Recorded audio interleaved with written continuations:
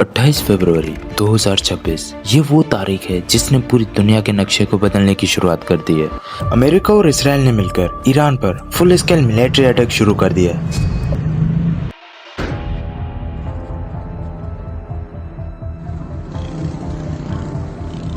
Operation को नाम दिया गया है operation epic fury. US official कह रहे हैं कि ये कुछ दिनों तक चलेगा। We are going to destroy their missiles and raise their missile industry to the ground. It will be totally again. जब दुनिया सो रही थी तब ऑपरेशन लॉ एंड ऑर्डर के जरिए ईरान की रूह आयतुल्ला खamenei पर हमला किया गया। ये चीज ईरानियन टीवी ने खुद कंफर्म की। हजरत आयतुल्लाह उज़्मा सैयद अली हुसैनी खामेनेई در راه سربلندی حرم جمهوری اسلامی ایران شهد گوارای شهادت را نوشیدند. इसराइल और अमेरिका का दावा है कि उन्होंने ईरान के सर्वोच्च नेता को खत्म कर दिया है, लेकिन क्या उन्हें मालूम है कि उन्होंने एक शख्स को नहीं बल्कि एक चिंगारी को जन्म दिया है जो पूरी दुनिया को वर्ल्ड वॉर 3 की आग में झोंक देगी। एक बुजुर्ग रहनुमा जिसने 40 साल दुश्मन की आंखों में आंखें डालकर बात की है, उसकी शहादत पर दुश्मन जश्न मना रहा है।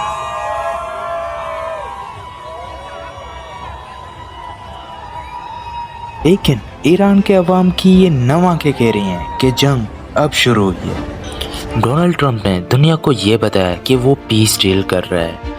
ओमान के जरिए मीठी बातें की गई, लेकिन ये सब एक फरेब था। जब ईरान शांति की उम्मीद कर रहा था तब अमेरिका और इसराइल उनके ठिकानों को मार कर रहे थे।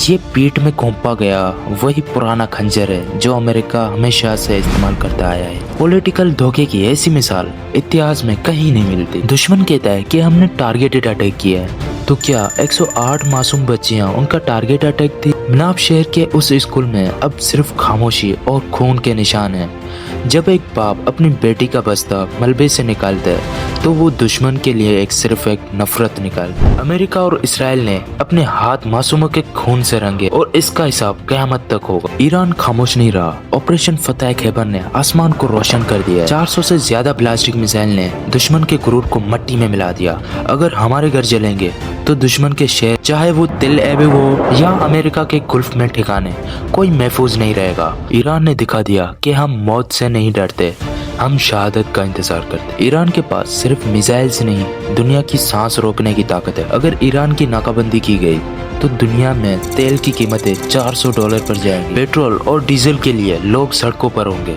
अमेरिका ने सिर्फ ईरान पर हमला नहीं किया, पूरी दुनिया की इकोनॉमी पर हमला किया। ये ट्रम्प की सबसे बड़ी भूल साबित होगी। रशिया और चाइना की खामोशी को कमजोर ना समझे, ये तूफान से आने की पहले की शांति है। अगर रशिया ने S-400 की कमान ईरान को दी और चाइना ने सप्लाई चेन रोक दी तो अमेरिका का सुपर पावर होने का भ्रम टूट जाएगा। ये जंग अब तेहरान और तिल एबिब की नहीं रही, ये वर्ल्ड वॉर 3 का आगाज हो चुका है। ईरान के लिए ये सिर्फ जमीन की जंग नहीं बल्कि हक और बातिल की जंग है। लोग इसे एंड टाइम बैटल मान रहे हैं। जब हजारों नौजवान लाल कफन पहनकर निकलते हैं तो कोई भी मिसाइल उनका रास्ता नहीं रोक सकता। वो मौत को जन्नत का दरवाजा मानते हैं।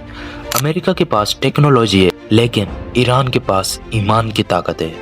आयतुल्ला खamenei शहीद हो सकते हैं, लेकिन उनकी सोच हमेशा जिंदा रहेगी। ईरान ने हमेशा आजादी की कीमत चुकाई है और आज भी वो तैयार है। दुश्मन ने जंग शुरू की है, लेकिन इसका खात्मा ईरान के हक में होगा। दुनिया को तय करना है कि वो जुल्म के साथ है या मजलूम के साथ।